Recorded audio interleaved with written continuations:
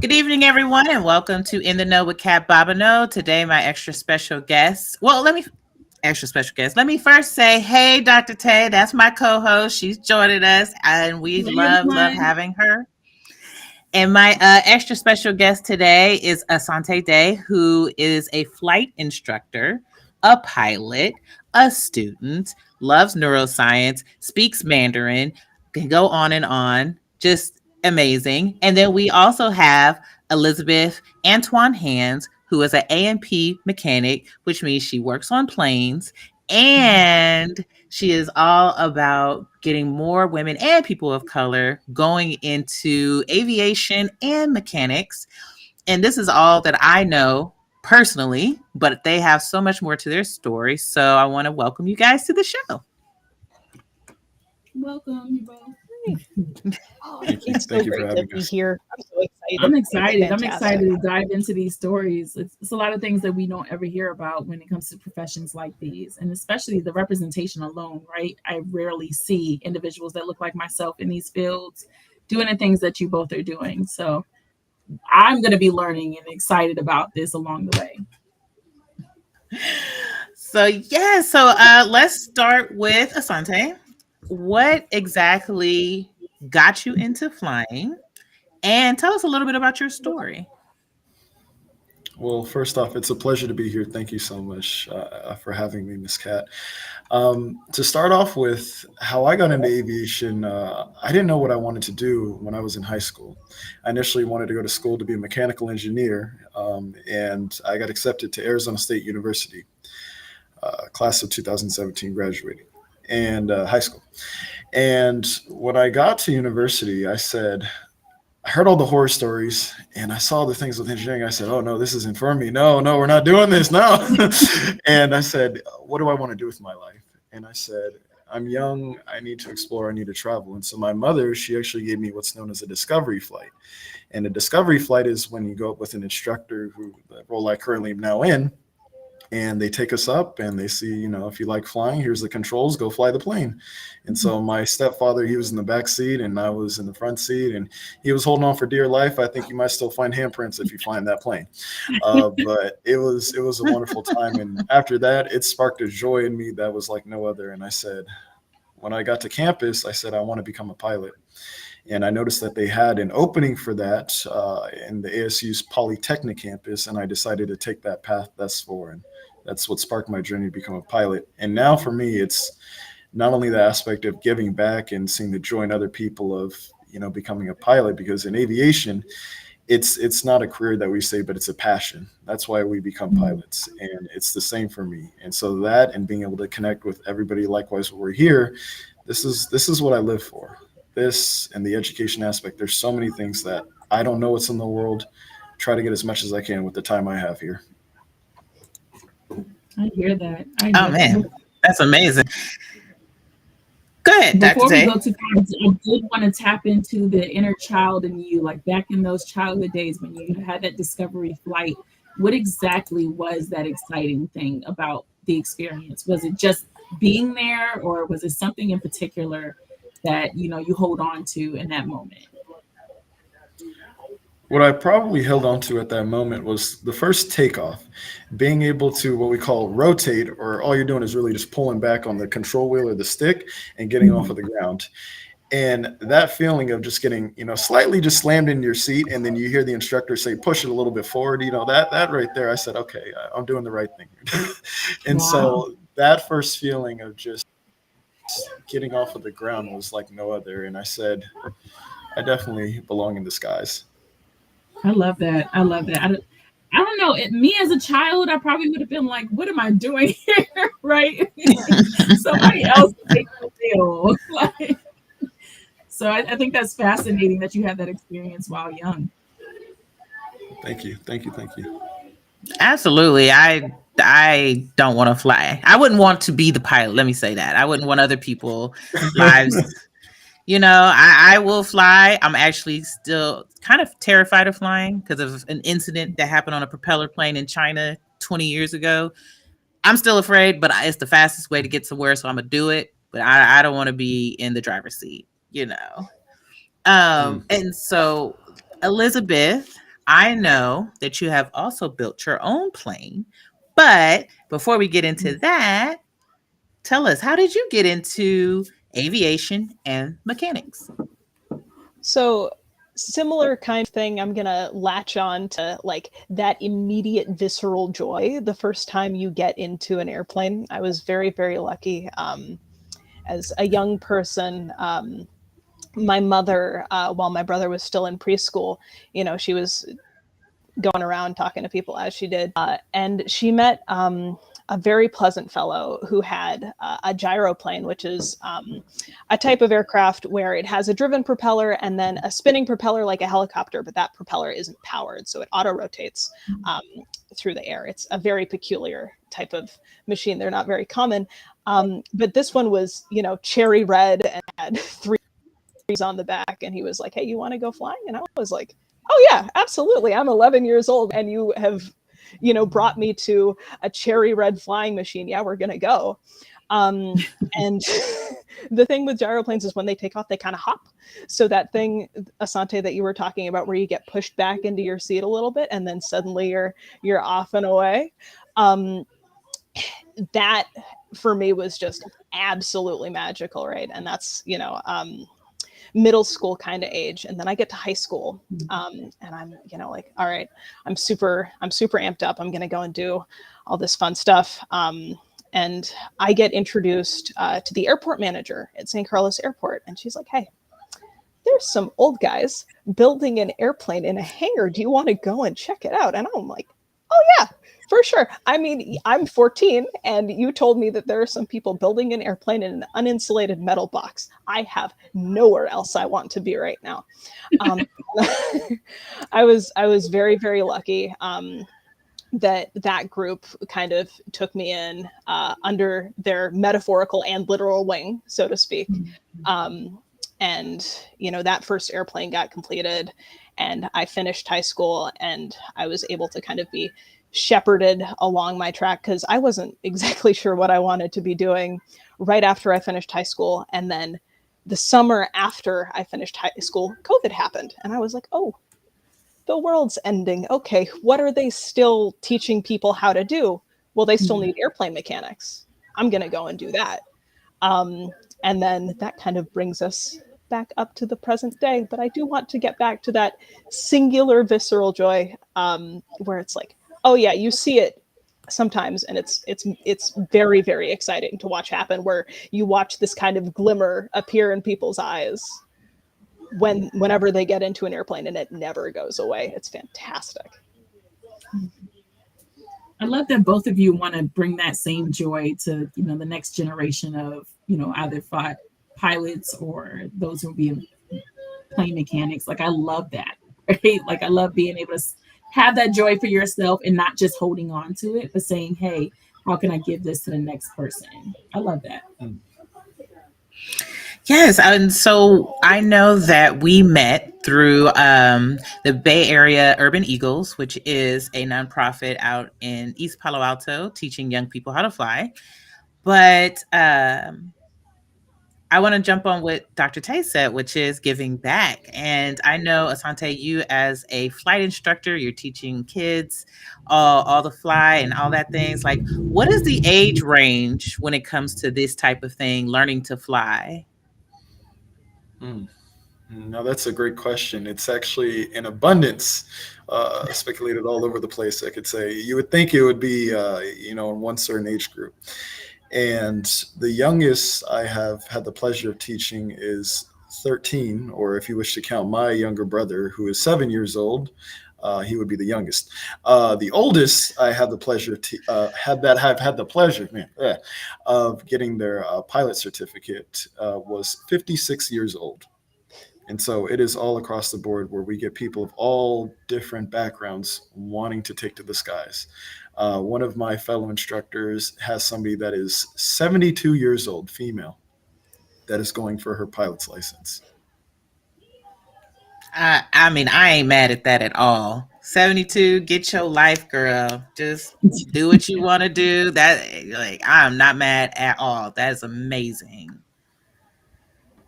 No, but seriously, I mean, but thinking about the 7 and the 13-year-old, I keep going back to this because, like, as Kat knows, I took my first piloting class.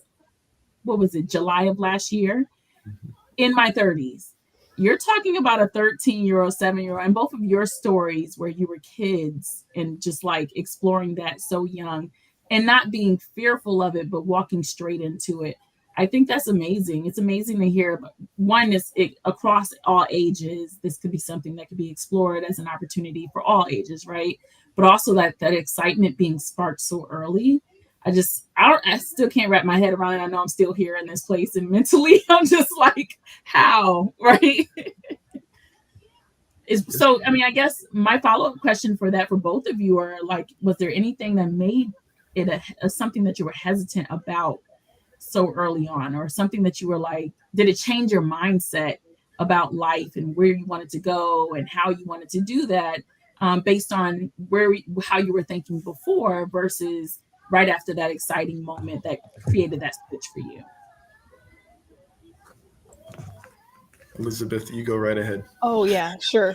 Um, so yeah, I got diverted away from the pilot track pretty early on, just because there's a medical certification process that I was like, okay, this is the people at the FAA were like, no, no, no, no, no, no, and I was like, okay, I'm still gonna figure out a way to be around airplanes because they're great, obviously. Um, but it is interesting. Because obviously it's it can be very intimidating to look at, just because it's like such a massive industry, and oftentimes it gets portrayed in a very kind of narrow way where it's like, okay, you're going to go and be like an airline pilot, and that's the track, and then finding out that there are lots of other options. So it very quickly became like an exciting exploratory kind of situation where it's like, oh, here are all of the different pathways, because this is everywhere there's people, there's aviation, so let me find all of these different tracks that I can go into and explore, and that kind of trumps all of the other stuff that would kind of act as a deterrent, because there's just so much, and there's so much to be learned, and there's so much to be gained. And a big part, I think, of aviation for a lot of people, especially when you're talking about people getting their pilot's licenses in their 70s and stuff like that, is it is a continuous learning mindset. And that's something that I find very appealing about it, is there's always this kind of pervasive encouraging force where you can be learning more and you can be doing better. And I think that's a pretty massive draw. Absolutely. I appreciate you bringing that up because it's something that Dr. Tay and I always talk about, which, when it comes to science per se, with her it's neuroscience, with me it's biology. It's really a big umbrella with all kinds of disciplines that fall under it. And so, speaking of aviation, aviation is an umbrella, and most people would think just being a pilot is the only job you can do. And no, to your point, Elizabeth, there's a plethora of jobs. There's so many things you can do that still falls under aviation. So Asante, how do you feel? Yes, indeed. I would agree wholeheartedly. From the standpoint of being a pilot, a lot of the things that the public see is the route that Elizabeth mentioned on becoming an airline pilot. You see the captain, you see the first officer, but nonetheless, there are many other fields that the public does not know about. One of those things is being a corporate pilot. When you work for big companies or people that have a lot of money, millionaires, billionaires, Jeff Bezos, Elon Musk, you name it, you are their personal pilot. One of my friends, not to give out the organization, but actually works in first person hand with the Golden State Warriors and has met some of the players as well, and he is their personal pilot. Some other avenues that I've actually had the pleasure of working with is cargo operations, where I've actually had long haul flights from midnight to 5 in the morning, up and down from the Bay Area to Van Nuys in California, and that has been a pleasure as well to see what flying is like on the opposite side of the time clock that a lot of people don't see. Some of our newer, less experienced pilots also start off with doing parachute operations, where you take people up and have the opportunity to go skydiving. Things you see, we actually take care of the surveying. The maps you see when you work with Google or Apple Maps, excuse me, we're the ones that get the photography for that as well. And so there's a lot of different avenues that we do. And even the pleasant side of aviation of giving back or volunteering is we can also do what known as angel flights, where we help with medical assistance when it comes to rushing for that if somebody needs a transplant, or even search and rescue operations where if somebody is lost in the wilderness, they will send pilots to go help and look for those people. And it's actually a plethora of different avenues you can go down. It's just about what do you want with your own life. Why don't we talk about these things more? Like, you get what I'm saying, Mhm. Kat? Because I didn't Oh even yes. right. I didn't even think about that. And a lot of times you see some of these things in movies, but that's it, right? Like we don't talk about these things enough to actually understand. There's so many other options beyond what we think it actually exists. So I love that. Thank you for naming some. My pleasure. Yes, I mean let me try to stay on the same topic but change it a little bit where we go into Black history. This is Black History Month, right? We don't always hear about and know about African Americans in aviation, and I think this is something we talked about a little bit at that panel that Elizabeth was on with Urban Eagles. And it's like, why are we not seeing people of color, especially Black people, in aviation? We can name a few, you know, but we need to see more. And how do we get you two out there so more people can see what they can do in aviation? Hmm. Okay, you don't really have to answer that because I know that's a hard question, but I'm just, I'm passionate about getting you guys or getting people like you story out there Mhm. because I want to see more kids and kids of color going into these fields. If, if we need some time, I have two other follow-up questions that could probably lead to Oh, that. I have an answer, but I would like to give the floor to Okay, good. Miss Elizabeth if she would like to speak first. Oh, you can go right on ahead. I'll hop in after. I'm sure you have Alrighty. a great answer. Don't fight for it, Yeah, guys. Alrighty finish it. now. Ooh. Well, to start off, you have your main organizations that can assist in getting our stories out. To be actually quite frank, as we are familiar with a local organization, the Bay Area Urban Eagles. That was founded by Mr. Michael Mashek.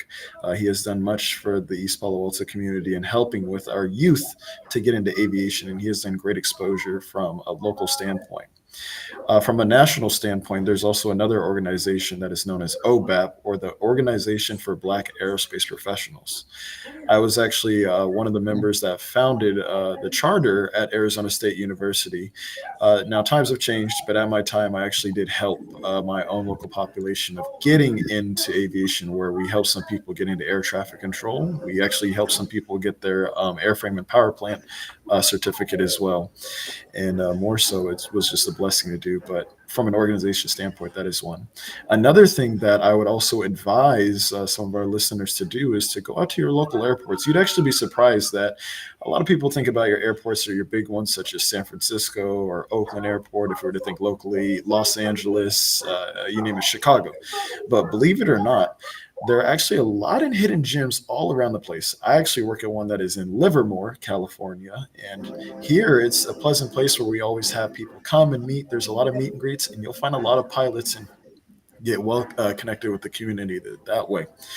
And when it comes to our personal stories, we're out there. And I don't think we do enough justice to the smaller airports and the smaller communities that are all around. Now, how to link the bridge, this is something that I would like to speculate with all of you, as I would definitely need to do some more research on. But from that standpoint, those are the two things that I would like to give. Yeah. Um, I can hop in here. I think a lot of it is about finding community in those spaces. So again, absolutely, if anyone who's listening is interested, go and find any kind of local municipal airports. Sometimes they have these things called airport days, where there's an open kind of section of the airport, and various vendors and or flight schools and or other personnel will be present, and you can show up and ask them questions, and there will be lots of lovely human beings who are very, very interested in aviation and will be extremely happy to engage with you about it. Um, so I highly, highly recommend that. In regards to creating more visibility in kind of the aviation realm, I am going to throw a plug in here for the Patty Gray Smith Fellowship, which is a fellowship for Black students in aerospace more generally, although the air is still part of the aerospace part. Rockets are very exciting, but the air part is still there. We got airplanes still, which is a fantastic fellowship of which I am an alumni, named for Patty Gray Smith, who is an icon and a pioneer as far as Black aerospace in America goes.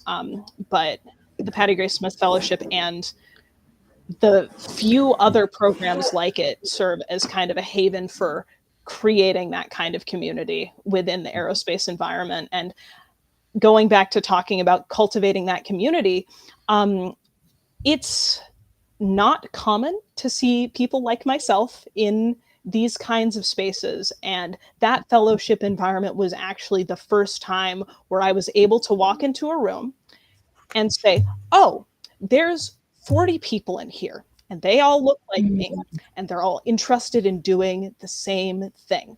And I was 20 years old when that happened.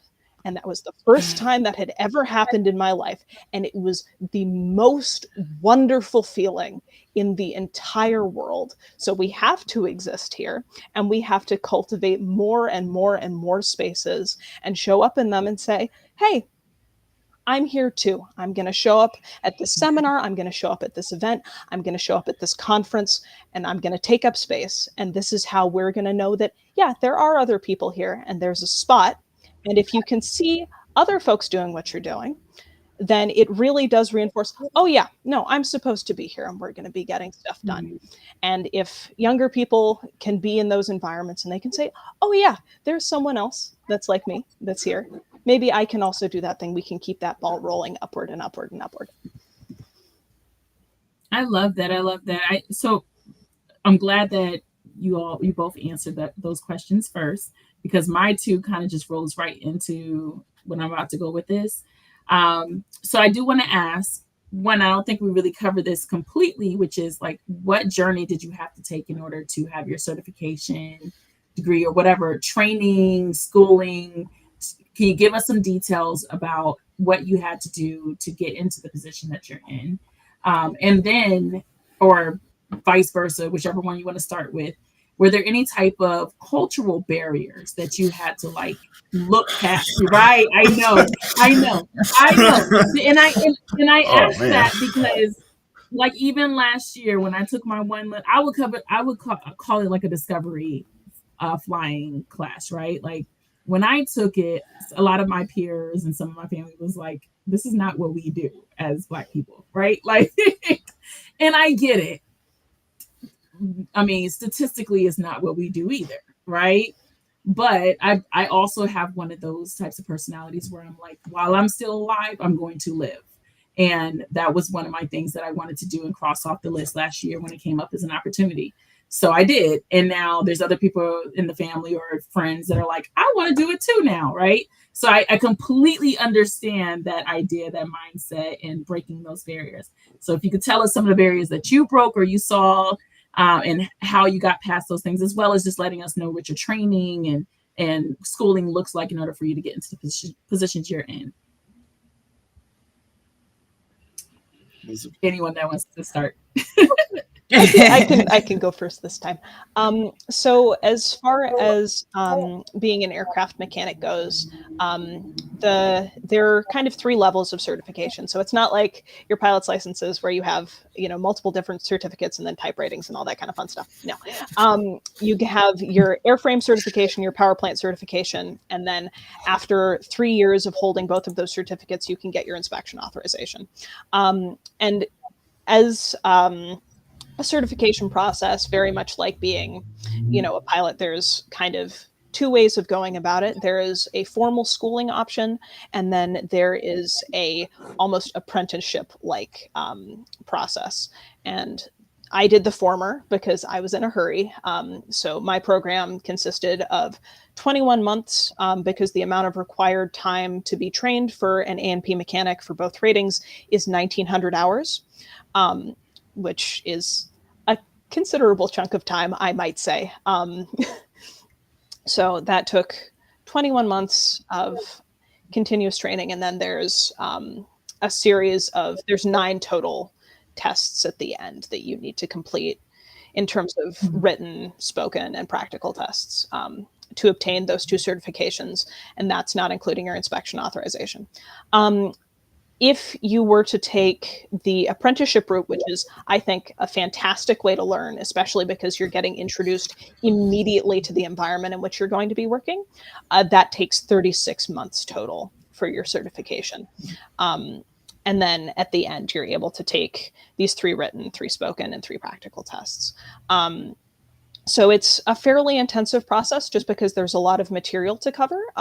Again, unlike pilots, there's no kind of type certification. So once you're certified, you're able to work on everything from like ultralight helicopters to 787s to fighter jets. It's a pretty broad and expansive range. And then obviously the privileges and responsibilities that come along with that, because you are then responsible for that aircraft, which is why it does take a pretty considerable chunk of time. And on the path for getting certified, it's very interesting. The average age for airframe and power plant mechanics in this country is, I think, over 40. So that's not great. And then the other chunk of that is the number of working aircraft technicians that are women is less than 3%. And that's of the number of certifications held, it's a ridiculously small number. And then the portion of that are, women of color, it's increasingly small. So it's the primary challenge is the kind of hyper visibility in all of these spaces, right? Because it's like, oh, okay, I've walked into this room and everyone here is, a man who's 20 years older and at least half a foot taller than me. So like, what's happening here? And having to show up and prove that, no, I do have, my technical knowledge and I do have experience and I know what I'm doing. And here's, all of my documentation to back myself up. And having to be constantly prepared to engage with another human being that is going to, kind of step on your professional opinion, right? And your conduct. And especially this is true because there is kind of a hierarchical structure within the aviation community when you're engaging, especially with freshly minted pilots, let's say, very, very, very people who are very new to the aviation space. That's another barrier where it's like, oh, really, you're my mechanic and also. And having to engage with that as kind of a routine part of professional life has really been the thing that's at the top of the list, because I can show up and I can have all of this information and I can have all my training, but that still doesn't prepare me for like whatever nonsense people are gonna throw at me at the end of the day. Right. Wow. I mean, also as someone who's over 40, I just died a little on the inside when you said that, but that's okay. That's all right. But that's incredible, yet incredibly sad. But I'm glad that you persevere through those types of things. And before you go, anyone who is watching, if you have questions or comments, put them in the chat. Let us know so we can ask them on air. But go ahead, Asante. You want to go ahead with yours response? More than happy to do so. So the process to become a pilot, I'll be more brief with the answers. You could find more of the information in what's known as the Federal Aviation Regulations or Aeronautical Information Manual. You'll see a lot of flight instructors, everybody in aviation refer to this, but you can find more of the information online. But in a general concept, to at least go for the private pilot certificate, well, you are legally allowed to fly a plane by yourself. You can go up in the area, you are the pilot. You need a minimum of 40 hours of experience at this time. Now, most people end up finishing with around 70 to 75 hours, depending on how well versed they are and how adaptable they are to learning to the mechanics, the fundamental knowledge, as well as the practical application of flying an aircraft. Prior to getting your private pilot license, or I should say certificate, as it is a certificate of license, but you will have to go through a couple items, such as getting what's known as a medical certificate. You have to be evaluated from a medical doctor that is approved by the FAA to make sure you're sound body and mind. You will make sure that you have to keep your health up, as well as you will have to have a government issued ID. This could be a driver's license, a passport. You can even train in the United States if you are a foreigner as well, but there's a couple other hoops you'll have to jump through with the TSA. And as well with that, just receive the proper training from a flight instructor as well. So that's just the private level. Now, to go a little further and get your commercial certificate to where you can actually make money as a pilot now, and to be truth be told, most pilots when they get their commercial certificate will not make money as a pilot. You will have to go through more steps, but do not let that take your hopes down. It is a certificate that will help you get there. So the hourly minimum jumps from 40 hours to 250 hours minimum time you need in order to become a commercial pilot.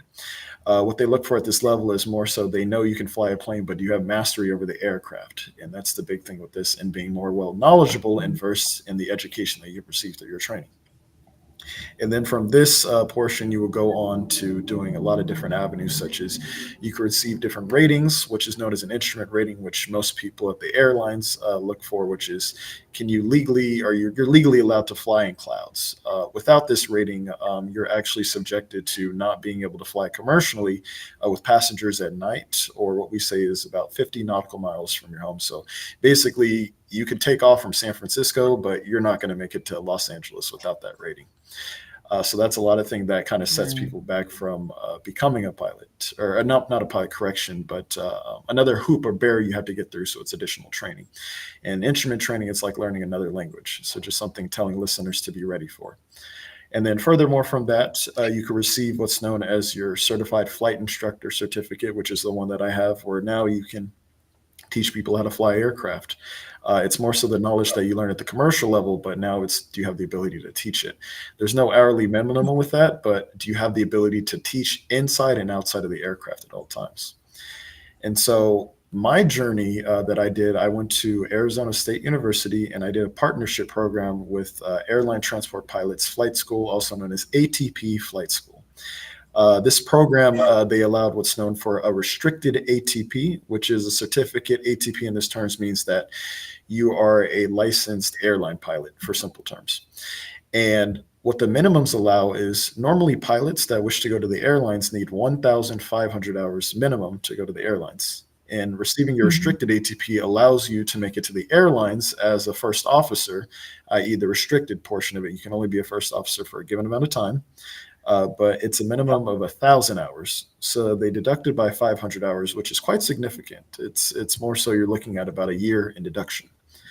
And so I got my 4-year bachelor's of science degree, and I did a minor in Mandarin at Arizona State University, while culminating with different organizations, such as I am in a fraternity. I am a brother of Alpha Phi Alpha Fraternity Incorporated. I started the OBAP, Organization of Black Aerospace Professionals, chapter at Arizona State University, as well with helping out and assisting in a couple other programs as well on the side. And this process took me about 5 years or so to not only get those clubs and organizations up and running or assisting in that, as well as the minor and the bachelor's as well, and going through my flight training. It was about 5 years. So there was a lot of things, but normally with pilots, if you wish to just do this for fun and you're not wanting to have such a structured background, you can go to a flight school, which is known as Part 61 training that people hear. That's just your general flight school training. It could take people at their own rate that they wish to go. Some people can get it done in the earliest I've seen, which is very rare, and I do not want to dissuade people, but 6 months, it is possible. But 6 months on average, you're looking at 2 years for flight training. But 6 months Mm. is for somebody that has no life and they're doing this every single day. So be ready for that. So yes, it's possible. And some of the challenges and hurdles that I went through personally at Arizona State University. Well, first out, I think we had a washout rate for our flight school program. It was around, last time I checked, I believe 82% of people that applied washed out of the program. So it was already tough to deal with. And number two to deal with, or it really should be a number one, is going to that flight school day in and day out, sometimes getting up at 4 in the morning to go fly a plane at about 6 in the morning after pre-flight. You have to take care of business. I would be the only African American in that building. And it was quite unfortunate where Mm. a lot of my peers were of Caucasian descent. And it was a little bit, I guess you could say, disheartening at the very least to see that I'm the one that's here. One thing Mhm. that did lift my spirits were my family that I hold dear to my heart, especially my mother. She was the one that would, push me day in and day out and say, "You got this." And when I felt like I couldn't do it, she would push me more. And as the road trudged on further and further, and I got to working on my commercial certificate, there was a couple other young brothers that would come in and out. And I said, "Oh, this is kind of nice. I'm not the only one anymore." It's like four or five of us, but we were well knit tight, and I actually would start to introduce myself to others that were working on their private pilot certificate, and I would give them little tips of the trade tools and stuff. And that's actually what inspired me to really help in the OBAT section of my training, or section of my time at and university. And so, anyways, things like that. And even so, for my own fraternity, I actually had some of my pro-fights, if I may say, that are also airline pilots. One of them specifically, he used to work for Emirates at the time, and he helped me with my instrument rating, or that portion that was, like I said, learning a new language. And that's what I do with the Right. airlines all the time.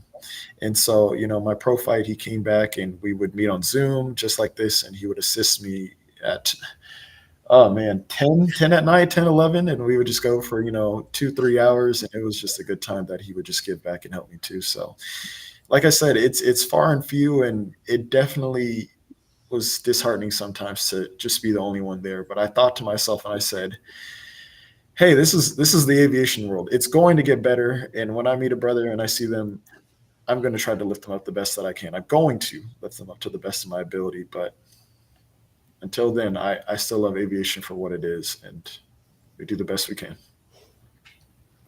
I love that. And I love that both of you have like a lot of similarities in your story about being surrounded by, even if it was just a few individuals that look like yourself striving towards the same goal, how empowering that is.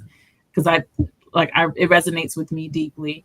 Now I did hear, Kat, if you don't mind, Max, one more question I'm getting out of you. Go ahead. Go ahead. I No, go I ahead. did hear both of you kind of touch on, I wouldn't say teamwork, but I guess like the collaborative spirit between the mechanic and the pilot, right? And how sometimes that can elongate your journey in trying to get your certification if you're not able to have a better like relationship with that individual and so on. Can we talk a little bit more about that? Because I think I've never even thought about this, right? Like, and both of you like barely touch, you kind of tiptoed on it for a second, but I just want to hear more about what does that mean? What does that relationship look like? Yeah, I can hop in here and start because it's kind of an interesting thing, right? Because obviously aircraft as an entity uh, are fairly complex pieces of machinery that have to stay in the air, and there's the amount of upkeep on them is pretty substantial. Just like in the sense that if no one's flying the airplane, I wouldn't have a job to do. If I don't do my job, the airplane isn't flying. Uh, so um, Yeah. it kind of depends on where you are, but I think it's interesting how much of a disconnect there is between mechanics and pilots a lot of the time. They tend to be fairly separated, especially in the commercial environment, because typically that's not the point of interface. There's a management process that occurs in between your maintenance staff and your pilots, generally speaking.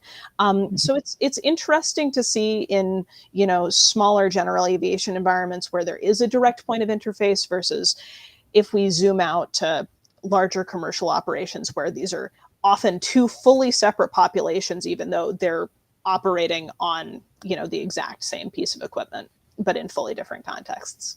I don't know, Asante, if you want to add anything to that. Of course, yes, indeed. I also agree that there's a huge disconnect between our mechanics and our pilots as well. Where I find, and this is just a personal statement, that a lot of pilots we're generally taught the bare minimum or the surface level knowledge about how an aircraft functions, and this could limit our ability to deduce if we're making the correct decision when it comes to navigating as well as aviating the aircraft. And luckily, one of the things that our flight school that we do is we actually keep an open line of communication with one of our chief mechanics as well. And I've learned so many things from him. For example, one of the biggest things is the pre-flight of the aircraft. A pre-flight of the aircraft is when a pilot does the walk around and to inspect that if there's any damages, chips, stings, or anything that makes the aircraft unacceptable to fly. And there were some things that our mechanic has showed me ways to test that other pilots, when they were teaching me when I was going through training, that I never learned. And I wouldn't have learned things of checking to make sure, hey, for example, how do you know that the wing's not going to fall off? Well, did you ever think about pushing up and down again? And did you hear the crack and the bends over it? Did you listen to that beer canning sound? That's a sound that's known as metal fatigue, which means that your metal is slowly giving away and rotting. It's like, when we, flex and unflex our arms, metal, it can only do that so much. But us, I mean, we can do this all day, but metal can't do that. And if you hear just a huge ka-chunk, maybe it's not a good idea to fly that plane. And I've, met a couple people that didn't know that, to be quite frank with you, that are licensed pilots. And things like this are just things that I think it's very beneficial that we keep open lines of communication with our mechanics, because not only are we learning from them, but vice versa. We help with mechanics as well. Especially, I want to give on the engineering side. I think their company Piper that work with pilots and well to help mechanics on figuring out this is how it should be set, this is how it should be set, and pilots fly like this, and so you're not dealing with so many nuts and bolts that are super close. So you'll see some pilots that also have their A&P license as well, and they'll say, okay, the plane should be built like this instead of having this nut right next to this wall, and I can't even get to it with a 10-inch socket or something like that.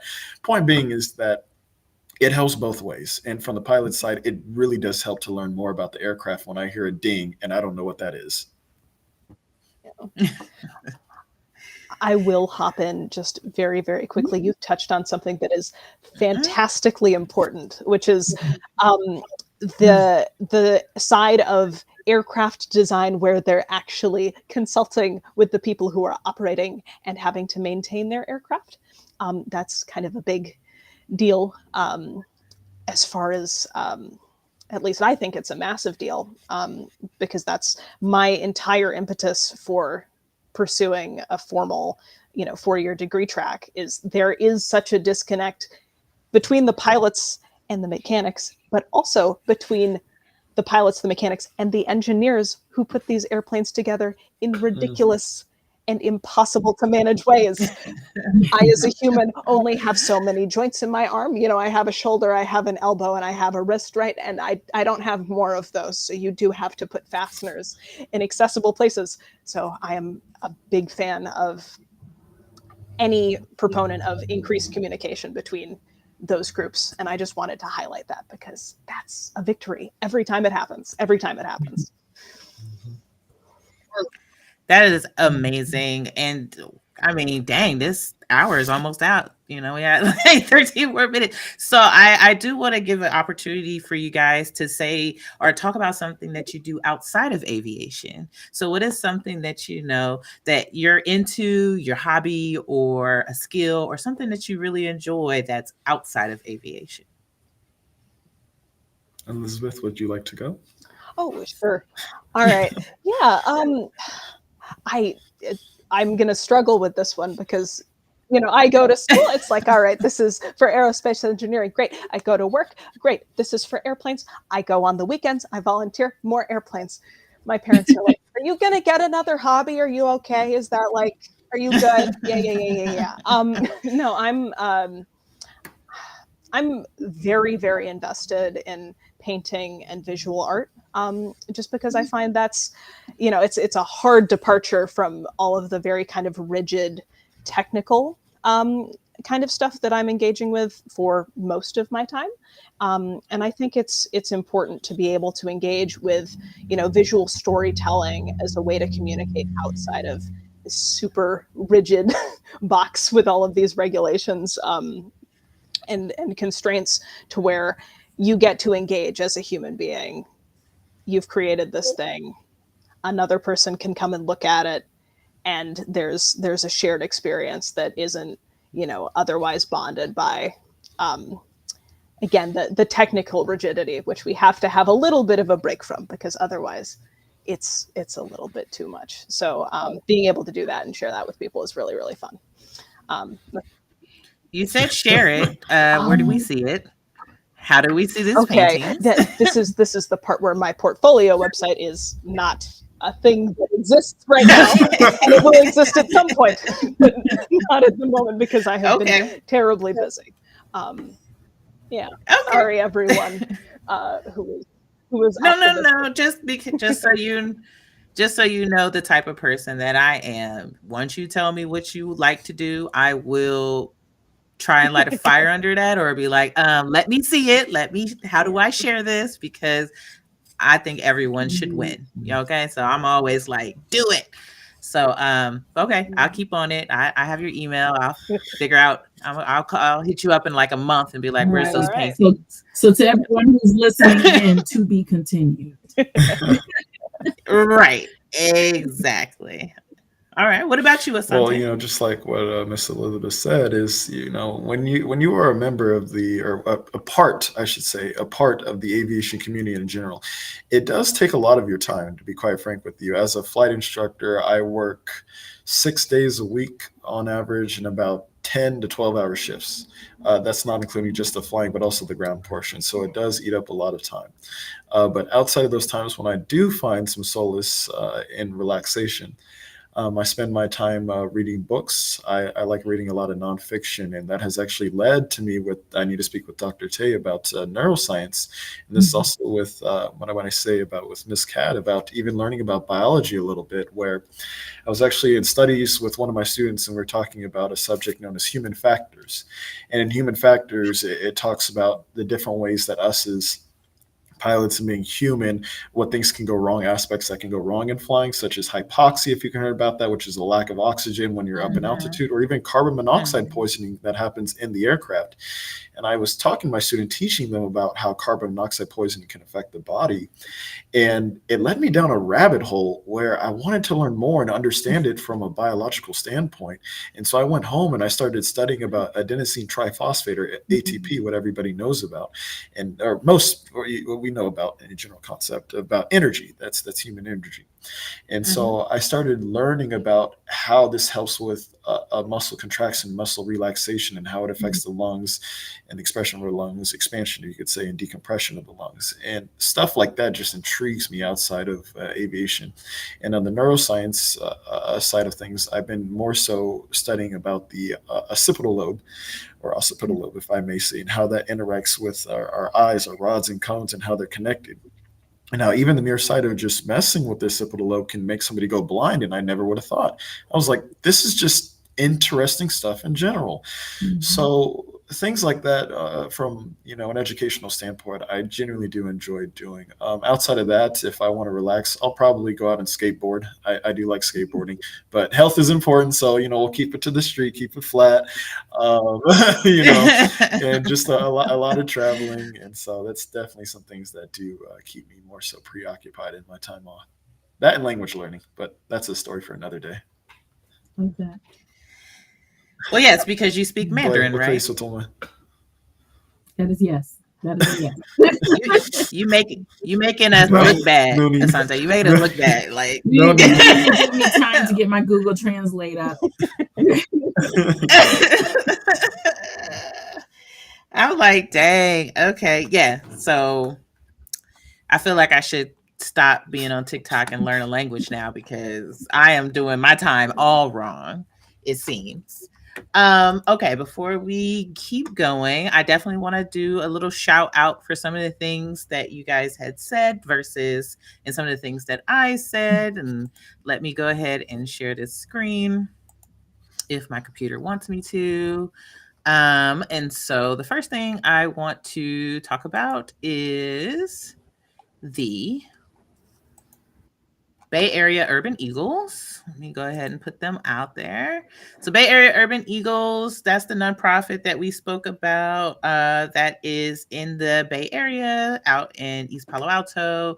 Check them out at urbaneagles.org to learn more about them. The next one that I definitely want to talk about is the Bay Area Flying Club, right? So that is the club that Asante spoke about, which is the Flight Club and Flight School. So if you're interested in learning more about that in Livermore, oh wait, I'm not even sharing it. Okay, if you want to learn more about that, check them out, bayareaflyingclub.com, to learn all about flying. And that's closer to me than East Palo Alto, so maybe one day I'll go there. And the last thing I want to share is what Elizabeth was speaking about, which is the Patty Grace Smith Fellowship. If you want to learn about empowering Black excellence in aerospace, this is pgsfellowship.org for anyone listening to this later on. And no, nobody paid me to share it, but I think it needs to be Absolutely. shared. So there we go. Well, look at the success story of two All right. individuals in these programs that knew about these programs. Absolutely. Kat, you did a great job with that. I just want to put that out there. Thank Seriously. you for supplying Thank the you. I'm resources. trying something new. sis. Trying something new. And go ahead. Oh, that's me talking. I hear myself. Duh. If you want to know, let's see. There's another one I want to talk about, which is Dr. Tay. You want to learn more about Hey Dr. Tay? Go to heydrtay.com, where we can learn about neuroscience and STEM exposure and diversity, inclusion. And I'm amazed at Dr. Tay because she is always opening new ideas and things to me that I did not know about. And I am always learning. And I can't forget myself, Absolutely.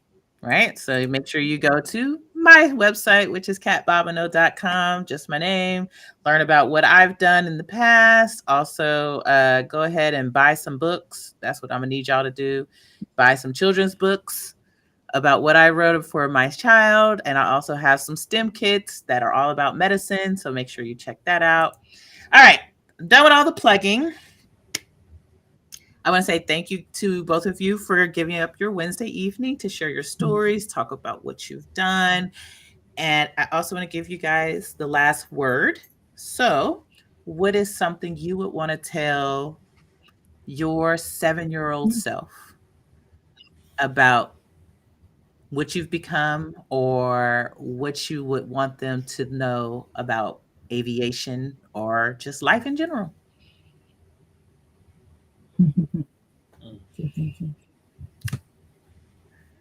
Yeah, that's all right. Think about it, let it marinate over you. If you don't want to talk to yourself, what would you talk to another 7-year-old? What would you say to them about aviation? I can hop in here. Would you Yeah, Yeah. go like ahead, to? Elizabeth. Um, Yeah, if yeah. I'm talking to myself, no, we do not become a particle physicist. There's way too much math and they do not get paid well. Real moments. Mm-hmm. But the most important thing, I think, especially because as you know, a young person, there's always this impression that your trajectory has to be very linear, that there's going to be a series of set steps that you're going to have to take to reach your objective, and it does not go that way. And it is so much more interesting when the path is strange and winding and convoluted, and there will be failures, innumerable failures, and your life will be made much, much, much richer for it than it would have been if everything had gone perfectly smoothly. That is my piece of advice: is the world is a strange place and things will go wrong, and it is going to be a-okay because you will learn so much as you work through all of the trials and tribulations that is the life of being a human person on this strange floating rock. in space. I like it. I like it, Asante. And this would be my advice, not just to my 7-year-old self. I definitely would say that I still have that child at heart, and that 7-year-old is still with inside me to this day. I think we all still have that child inside us all day. So we're holding hand in hand, and this is more so that the both of us, if I were to say, would want to give to all the young aspiring brothers and sisters of tomorrow's world is my story, Elizabeth's story, Dr. Tay's story, Kat's story. These are all different branches that we have chosen for ourselves. And though these stories are inspiring, the biggest thing that I would like to tell everybody is to find your own path. May that be the path in aviation, may that be neuroscience, may that be biology, may that be the medical field, you name it, STEM. Who knows what it is? Passion lies out there. Seek it and don't stop. There's life is very short. A lot of us know this, especially when you grow up. You'll see time goes by very quickly. But even though that time goes by quick, you should enjoy what you're doing. There will be ups, there will be downs, like Elizabeth has said. But passion, love for ourselves, for our community, for our friends, is what makes the world go round and what makes life life. See, I love it when younger people, younger than me, inspired me. And both of you guys said very You inspiring know. things. Dr. Tay, you got Now, anything I to think add? this is an excellent way to leave off from this in a high and positive spirit with some motivation to our 7-year-old selves and our older selves. I think this is a tremendously great and inspiring show, and I appreciate both of you for being here. We're going to have to talk more and maybe get you up here again. I think, Kat, it may be great to kind of explore aviation on the East Coast. We have the West Coast represented, but I would love to see what East Coaster aviation people would say, and then maybe bring them together so we can get more resources and have that cross interaction and conversation. So, just a few ideas from the Dr. Tay Corner. Hey, listen, I'm always down. I'm all about telling the stories, sharing stories, and connecting people with Thank each you. other. So I'm always down for that. I want to say again, thank you guys for giving me your Wednesday. I appreciate everyone who was listening. And I'm gonna give everyone back their Wednesday. And I don't know. I feel like I have to say something inspiring now, and I don't have anything. I mean, but hey, go STEM. Go aviation. All right.